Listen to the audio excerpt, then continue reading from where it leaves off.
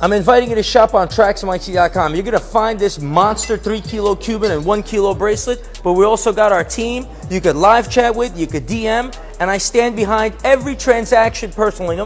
This is a sample of every available cut to make the perfect engagement ring. This Pharaoh from our site is created with a secret compartment that has the skull, but if you don't like skulls, you pour in green sapphires and you get an alien. You want to be put on to the watch business and how it really works. First and foremost, right, there's about $30 million, $20 million worth of watches right here easily. We've got the vendors, we've got the jewelry, we've got the watches, and we've got the right way to handle business. The proof is in all around me right here.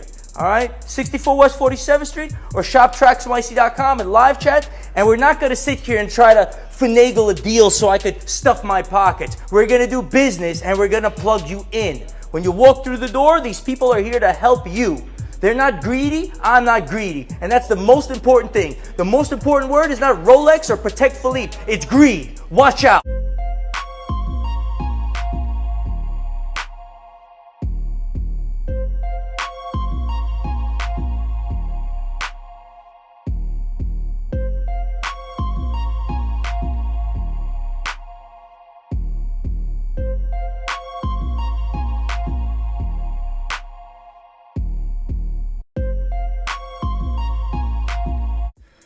If you hood educated, I'm glad you made it.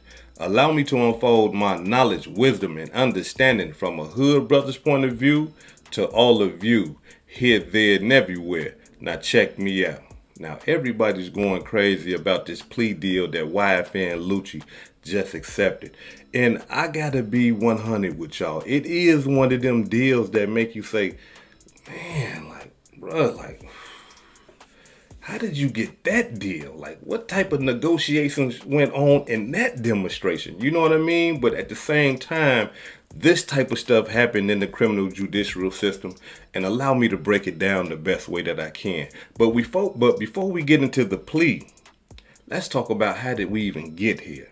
Now, according to reports, they are saying that YFN Lucci and a couple of his homeboys was ready to tear the city up. They was mad about something. And the anger that they had within themselves caused them to drive into their ops neighborhood. They sliding, right? And y'all know, if you from the hood, y'all know what that means. They sliding. They spinning the block looking for ops to gun down. They come across some. So what they do, they saying that the car pulled over. Two guys jump out, spray at the ops, gunning at the ops. Once they run back, get in the car, one of YFN Lucci homeboys decide that he want to shoot some more. Unbeknownst to him, after they run back to the car, the ops that they were just shooting at, now they getting ready to gun back. This is gang warfare. You just ain't finna just come in our hood and shoot at us without getting no type of smoke back. So here it is, while he rolling the window down on his way to come back up out the window to shoot at the ops some more, they get the busting. Hit him dead in the head. When he gets shot in the head, he slumps. YFN Lucci and them pull off while he is slumped outside of the vehicle, shot in the head. Can you imagine that? They driving. The ops is still gunning at them as they trying to get away while they homeboy slumped out the window. There are reports saying that once driving a little while longer, once they got into safety, that YFN Lucci and his homeboy, the one that didn't get shot, pushed they homeboy, the one that they were just riding with, out of the vehicle. What? Not gang gang. No. Gang wouldn't do you like that, would they? Come on now. They saying that they pushed this man out of the vehicle. Rest in peace to that brother. They pushed this man out of the vehicle and left him for dead. Why he got a bullet in his head? There was no, call the ambulance. Our homeboy shot. There was no Let's take him to the hospital. He's injured pretty bad. There was nothing. All they was thinking about is themselves and getting away, and he is a casualty of war. Cold-blooded demonstration. Now, the crazy part about this whole thing is this right here. Somebody who was not gang, somebody that don't even know this man, came to this man assistance in hopes to save his life, but it was too late. Check it out. Atlanta 911 for the 2679. What's the address of your emergency? We need an ambulance. Somebody is laying out. Somebody, I don't know if he barely. Let me I connect don't you. even think Stay on this the man's line. breathing. Somebody just threw him out of the car. Let me connect you to the ambulance. Huh? He's still trying to fight for his life. EMS, what's the address of the emergency?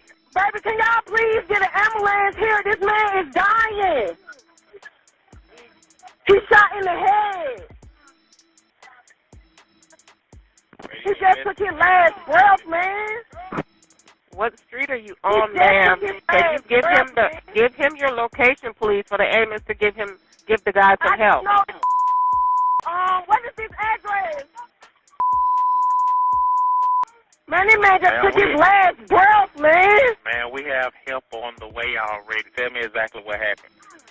We don't know. Me and my sister, we were just walking down the street, and somebody just rolled down the street with a man hanging out the car. They just pushed him out the truck and left him for dead. Ma'am, I thought you said he was shot in the head. Yes, he is shot in the head. They threw him out the car. He just died. He just took his last breath. We have the ambulance already on the way, okay? Okay. And can you tell me what kind of vehicle? Listen, you go ahead and get fire and PD and round. Can you tell me what kind of vehicle he was stolen from, please? White. A white car, truck, or SUV? SUV. What direction did the SUV Yes, go? his whole body was just hanging out the car. Listen, just stay on the phone. Can you tell me if you saw any of the people that were driving the car, whether they adults No, I or didn't see kids? the people. They were driving real fast. Man, come on, bro. This how gangs is doing their homeboys nowadays? Like, come on. Like, why would you want to be a part of that? Look at what they doing to each other. Come on now. Now here it is. This lady, she's a complete stranger. She ain't gang with him, ain't been around him, don't know him. And she almost about to have a panic attack because she's sitting here watching this man take his last breath. And she's doing more for him than his own homeboys was doing for him. She calling the police, she calling fire department, ambulance, she calling everybody to come and get this man some aid and assistance while his homeboys just threw him out the car. Y'all heard what she said. No, they pushed him out the car. And when they asked her, what color was the SUV? She said white. Who owns a white SUV? Check it out.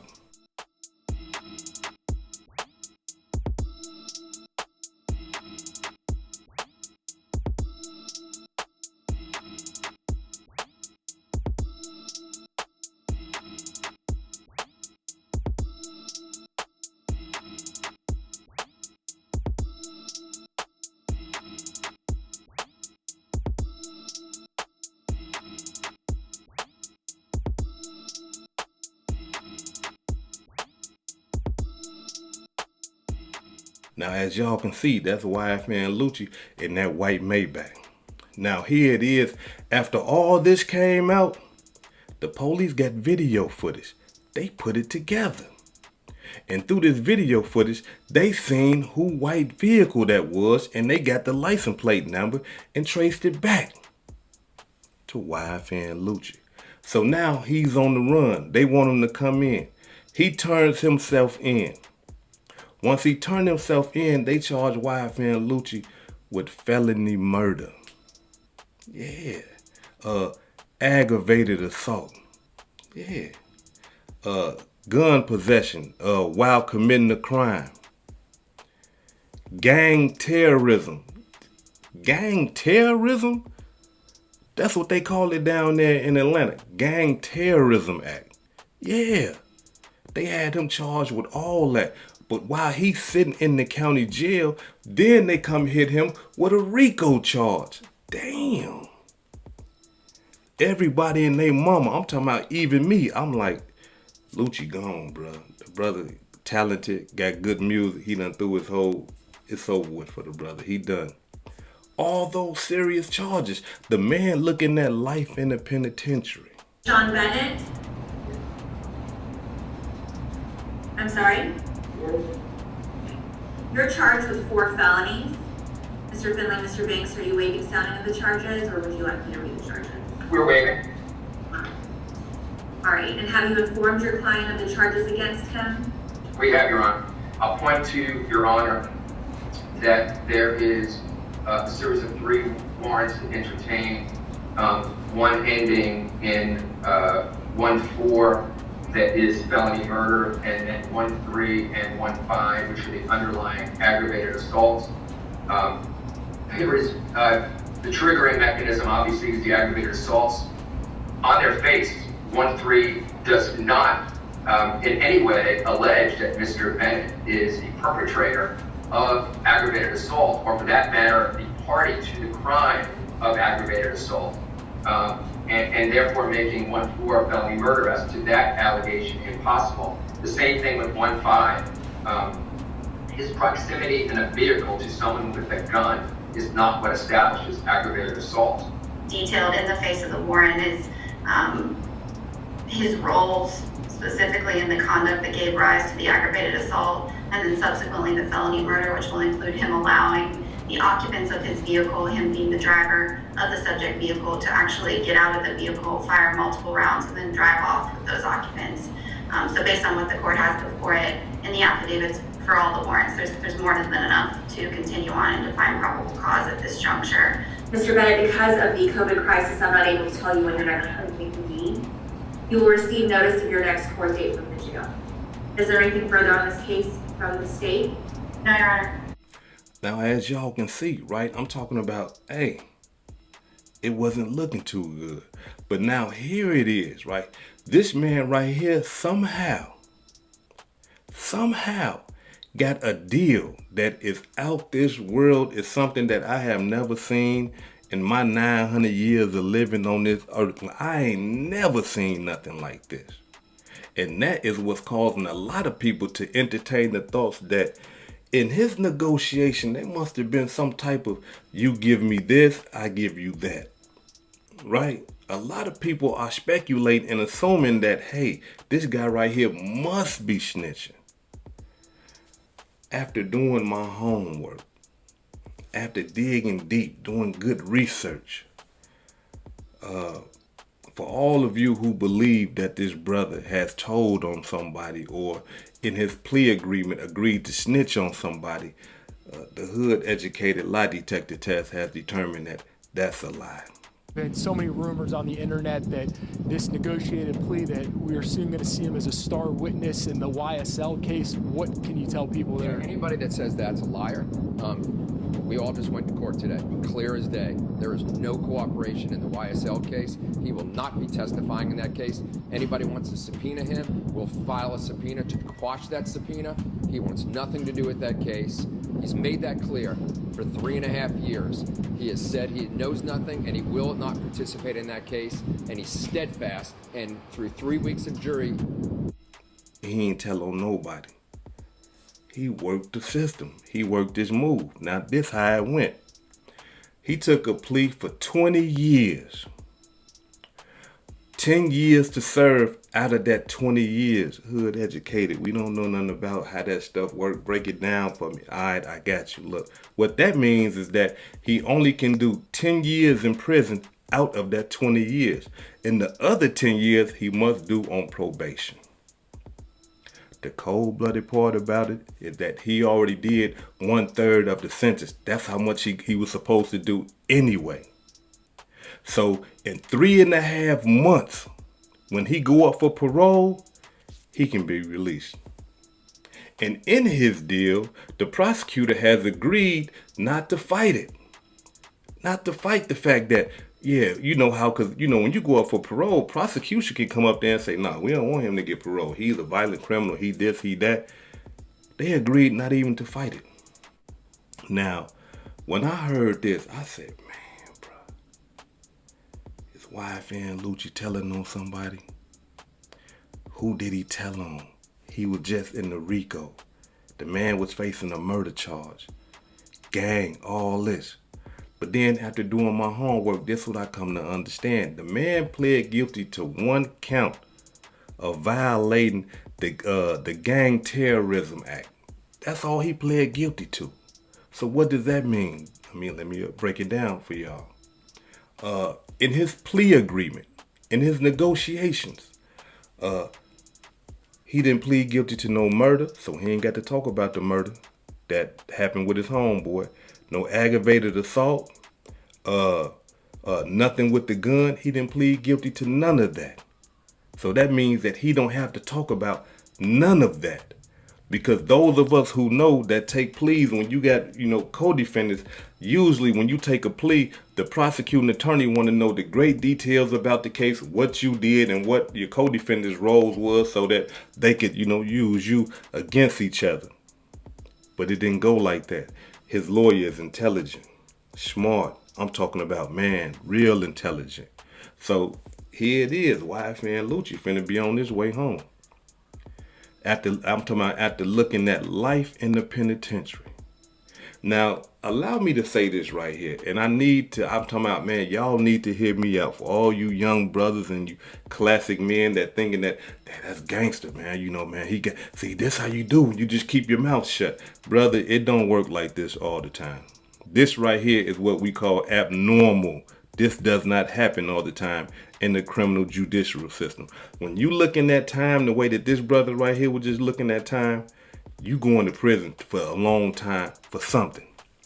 They just don't drop all them charges like that. That's why I say I'm baffled by this. I ain't never seen nothing like this. But to me, and everything that I done seen, it don't look like that the brother has flipped on nobody or none of that type of stuff. It looked like he just worked his move and it worked out for him. But understand that it don't work like this all the time. So don't be thinking in y'all mind that, okay, yeah, it worked for Lucci. No, it don't work like that, bro. Don't be thinking you finna get all those charges and then end up only doing 3.5 months. No, it don't work like that. And not only that, now he got that felony on his background. So then he got probation. When he on probation, he got to do exactly what they tell him to do. If he do anything outside of that, he going to the penitentiary. They can violate his probation. I just wanted to reiterate that. Truthfully, from my understanding, they saying that YFN Lucci didn't know what was going on. They saying that, you know, YFN Lucci and them is saying that those guys shot at them, that they wasn't even out trying to, you know, slide and find no ops or nothing like that. And I kind of believe that. Let me explain to y'all why. Who goes sliding in the all-white Maybach? Come on, bro. The man a millionaire. Out of all the cars in the world, we gonna pick an all-white Maybach to go ride through the ops neighborhood and then just go spraying them up and trying to... Come on, you stick out like a sore thumb, unless these brothers are just insane like that, mad and crazy. But I would like to believe that they got a little bit more sense than that, like to understand that we're not finna go slide in an all-white Maybach. So his story is more believable to me than what the prosecution was saying, being that he's saying that, look, we were just riding, they started shooting at us, we started shooting back, and then one of my homeboys got shot in the process. The only part that I don't like about the whole thing is that y'all threw y'all homeboy on the ground like he was nothing and left him there to die. That part I just don't agree with and never would agree with. So all you young brothers and you older brothers that's still in that lifestyle, think about that. Because the same way that they did that to him, he would have never thought in a million years that his homeboys would be throwing him out the car, leaving him to die like he ain't nothing. It could happen to you. This hood educated, not lame related. Peace and love, and y'all take care of yourself out there. If I said anything that caused you to think, hit that like button and subscribe to the channel if you're not subscribed already. And if you're feeling generous, please make a small donation to the channel. Peace and love.